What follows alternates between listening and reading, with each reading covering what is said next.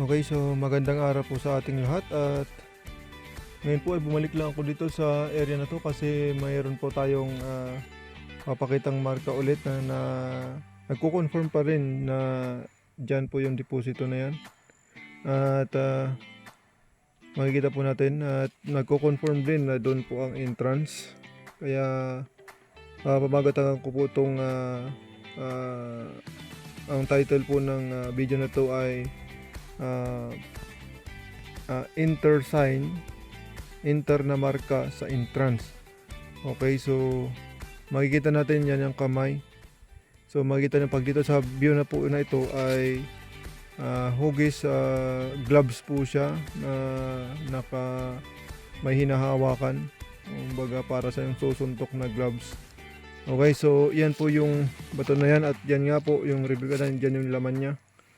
At kung makikita po natin, ito yung marka dati. Ito yung marka na tumukoy din isa doon.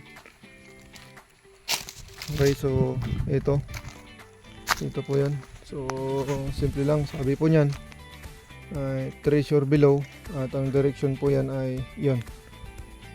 Okay, so yun yung tumukoy yan, yung letter C na po yan na uka ng bato. Okay, so doon po banda. At saka yung letter C ay nagsasabi pong entrance po din yan. At the same time, makikita po natin dyan ay yan yung arrowhead din. Tuturo doon sa entrance na yun. At ito po yung at kung mapapansin po natin yung ulo ng pagong na to ay may sinasabi din dito na banda. At the same time, may tinitignan po siya doon banda. At hindi pa natin na-explore yan at hindi na.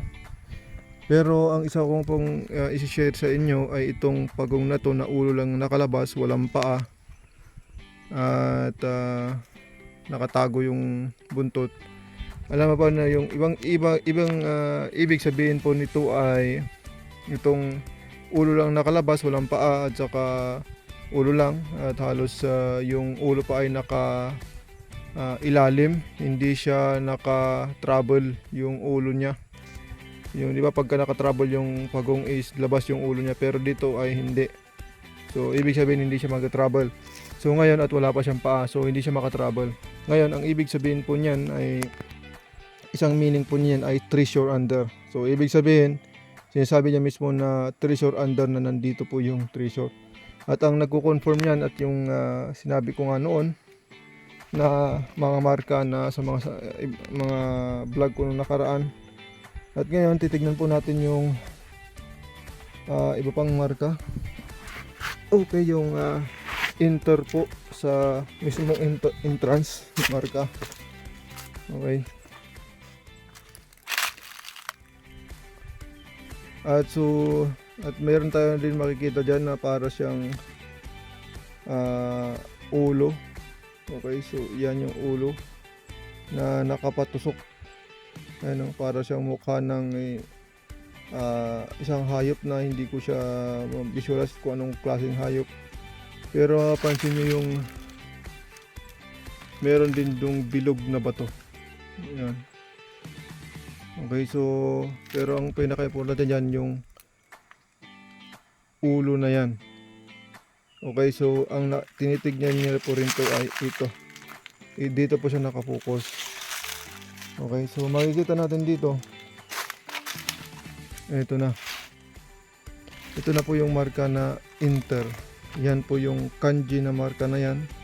Na ang ibig sabihin ay enter. So yan po yan. So pansin natin yan. Na yan po ay kanji. Sinasabi pong enter. At saan po? Dito mismo yan. Ito yung nagsasabi, ito po mismo yung entrance. Okay, so ito yung entrance at diyan po ang ginawa po niyan ay diyan po yung binutas ng hapon noon. Binutas ito ng hapon noon at tinunaw yan at diyan sila pumasok.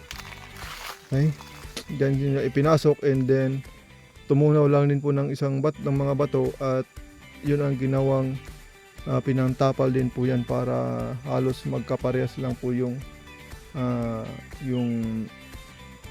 tawag ito yung style po niya, or yung halos magkaparehas po yung style ng bato. Pero kung papansinin mo po nyo pa maigi, magkaiba po sila. So ganun po yung dapat yung original niya. Pero dito po ay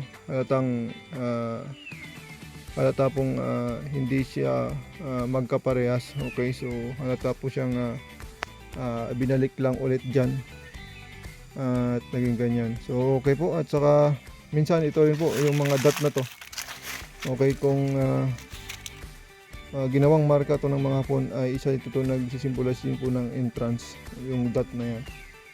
Okay po, at yan po yung isang hindi ko na i-share sa inyo, yung marka na yan na enter. Kaya binalikan ko po tong site na to. So yan po yung makikita po natin na marka, yung korting letter C yan pagka nasa side ka na banda. At ang direksyon po niyan ay mapunta rin, yung tabas po ng letter C na yan ay diretso po dun sa entrance mismo na dun sa kamay. Okay, so yan, yung letter C na tabas na yan. Ay ang direksyon niya ay papunta din dun sa enclosed na silver.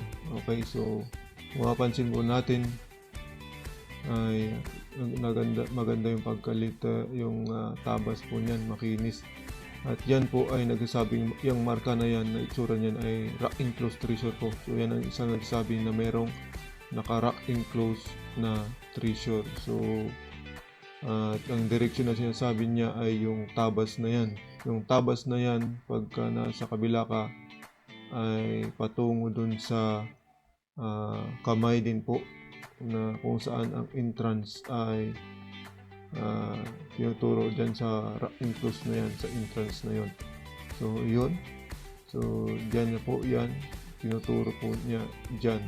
So ibig sabihin mayroong naka-rock enclosed treasure dyan, at ang nagpapatunay sa isang marka dyan ay yung entrance na marka. So yan po,